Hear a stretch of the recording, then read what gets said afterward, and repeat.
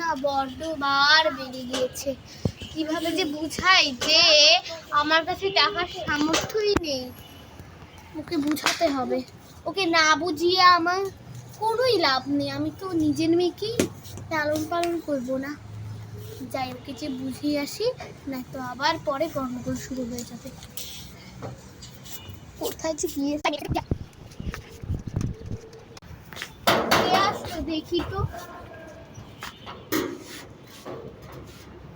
আরে আমার ছেলে, আরে আরে আরে আরে আমার ছেলে, আমার সোনা। চল চল বস এখানে। কেমন আছো?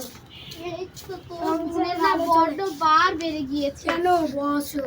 ওর একটি আইফোন চাই নাকি? ও তো আমাকে প্রতিদিন মেসেজে বলে। আমার আচ্ছা দাঁড়া, আমি তোকে কিছু খাবার দিচ্ছি, এখন তুই বন্ধ। আচ্ছা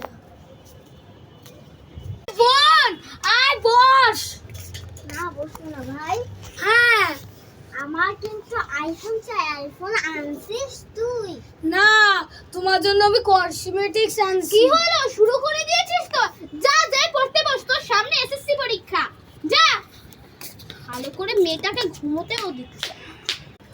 আরে কে আসলো দেখি তো।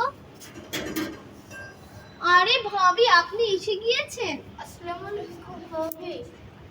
হ্যাঁ ওয়ালাইকুম আসসালাম। আসুন আসুন, ভিতরে আসুন। আসবো না ভাবি, এই মাত্র দেখলাম আপনার মেয়েকে একটা লাগে স্যার অনেকগুলো স্বর্ণ নিয়ে চলে যেতে। কি?